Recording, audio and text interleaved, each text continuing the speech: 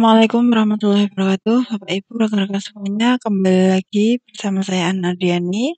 Pada kesempatan kali ini kita akan melanjutkan tentang latihan pretest gitu ya. Kali ini kita akan membahas pedagogik. Ini pretest bagian ke-12 ya. Kita akan membahas tentang pedagogik umum begitu. Jadi ini bukan hanya untuk mapel matematika tapi juga untuk semua mapel begitu ya.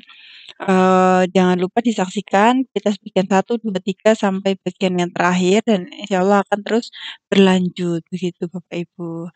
Nah, langsung saja tanpa panjang lebar ya.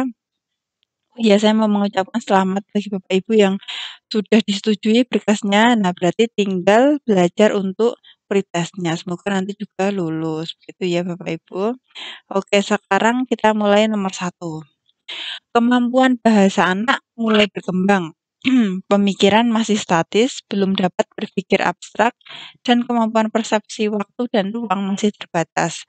Merupakan perkembangan anak pada tahap apa? Sensorik, sensomotorik, praoperasional, operasional konkret, atau C dan D sama ya. Nah, yang mana ini berarti?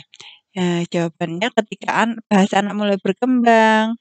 Nah, itu berarti praoperasional, berarti yang B, begitu ya. Oke, lanjut.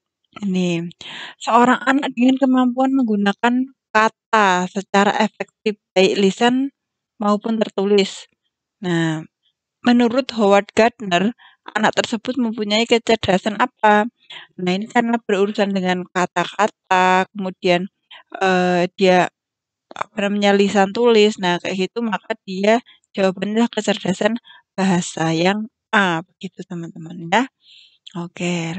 Oh iya, nanti Bapak Ibu yang belum bergabung dengan grup Telegram saya silahkan bergabung. Nanti linknya insyaallah saya kirimkan di deskripsi ya. Itu untuk matematika begitu. Untuk mengetahui kemampuan awal peserta, seorang peserta didik dapat melakukan apa?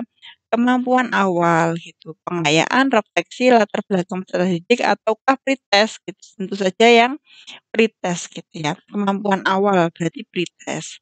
Kalau kemampuan akhir berarti posttest gitu. Nah ini, dalam mengidentifikasi, sebentar saya ataskan dulu ya. Dalam mengidentifikasi kasus kesulitan belajar dapat dilakukan dengan metode criterion reference yang bukan. Nah, yang bukan ini. Nah, yang bukan merupakan tahap metode criterion reference adalah A. Menetapkan angka nilai kualitatif minimal yang dapat diterima, misalkan 5,0 atau 6, betul. Yang B. Membandingkan prestasi setiap siswa. Nah, betul. Nah, secara teori mereka yang angka nilai prestasinya berada di bawah lulus sudah dapat diduga sebagai siswa yang kesulitan belajar. Yang C ini betul, menganalisis kemampuan peserta didik. Nah, ini yang salah gitu. Jadi tidak ada tahapan menganalisis kemampuan peserta didik. Adanya adalah A, B, dan D. Yang D apa? Menghimpun siswa yang diduga mengalami kesulitan belajar serta mencari siswa yang mengalami gejala terparah gitu. Oke. Kemudian ini, dalam kompetensi pedagogik, guru menguasai teori belajar dan prinsip-prinsip pembelajaran yang mendidik. Dalam prinsip pembelajaran yang mendidik, guru harus titik-titik. Guru harus apa ini? Ini kan pedagogik ya. Berarti tentang ini menerapkan berbagai pendekatan, strategi, metode, dan teknik pembelajaran yang mendidik secara kreatif dalam mata pelajaran yang diampu gitu. Tentu saja yang B Bapak Ibu ya. Oh nih, selanjutnya. Yang ditekankan dalam strategi pembelajaran interaktif adalah, nah ini interaktif. Berarti ada keaktifan gitu antar peserta didik. Apa nih? A. Membangun inisiatif individu, kemandirian dan peningkatan diri. B. Diskusi dan sharing di antara peserta didik. C. Pembelajaran didominasi arahan dari guru. Yang D, proses penyampaian materi secara verbal. Nah, ini tentu saja adalah yang B ya, interaktif, diskusi dan sharing gitu. Lanjut. Pada kurikulum 2013, penyusunan kurikulum dimulai dengan menetapkan SKL berdasar kesiapan siswa, tujuan pendidikan nasional dan kebutuhan. Setelah kompetensi ditetapkan, kemudian ditentukan kurikulumnya yang terdiri dari kerangka dasar kurikulum dan struktur kurikulum. Ada beberapa faktor yang harus dikembangkan. Apa itu? Internal, tantangan internal eksternal, responsibility, reinforce, and teach, berarti yang A gitu. Tantangan internal dan eksternal gitu. Lanjut. Nah ini, kurikulum 2013, proses pembelajaran menggunakan pendekatan saintifik. Nah, saintifik itu artinya apa? Ya. Nah, kurikulum harus mengandung hal-hal baru. Kemudian yang B, menyelesaikan nilai budaya.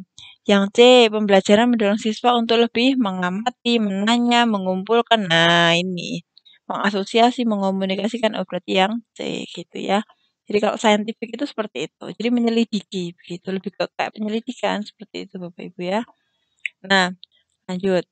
Kurikulum dikembangkan berdasar prinsip bahwa peserta didik memiliki posisi sentral untuk mengembangkan kompetensinya agar menjadi manusia yang beriman dan bertakwa kepada Tuhan Yang Maha Esa.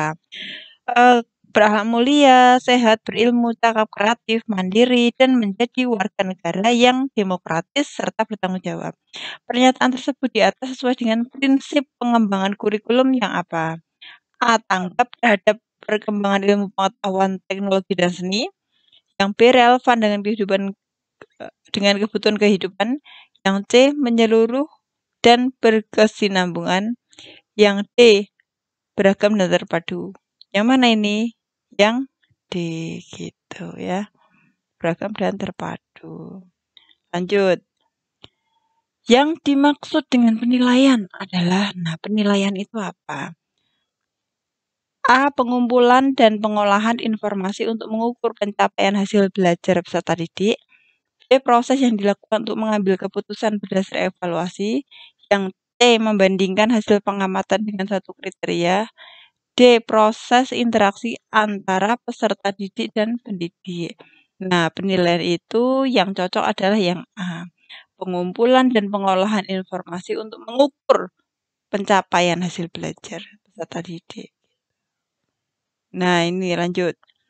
Bentuk penilaian yang menghendaki peserta didik menampilkan sikap menggunakan pengetahuan yang diperoleh dalam pembelajaran dalam melaksanakan tugas di kelas. Nah, disebut apa ini? Nah, disebut pretest, proses autentik, dan autentik. Oh, yang C gitu, autentik gitu. Nah, lanjut. Oh, ini soal terakhir nih. Pendidik melakukan penilaian kompetensi sikap melalui observasi penilaian diri, penilaian teman sejawat oleh peserta didik.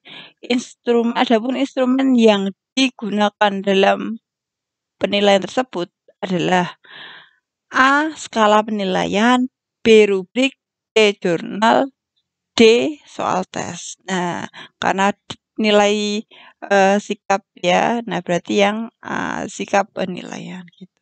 Oke, Bapak Ibu, itu dulu yang bisa saya sampaikan. Agak kurang sehat, jadi sedikit saja soalnya. Semoga sukses. Sekali lagi selamat yang sudah disetujui berkasnya, tinggal belajar. Jangan sampai nanti gagal di pretest gitu. Perjuangan untuk sampai lulus PPG itu masih panjang, jadi Bapak Ibu silakan belajar sebaik-baiknya. Jangan lupa gabung di grup Telegram saya gitu. Cukup sekian, semoga sukses. Wassalamualaikum warahmatullahi wabarakatuh.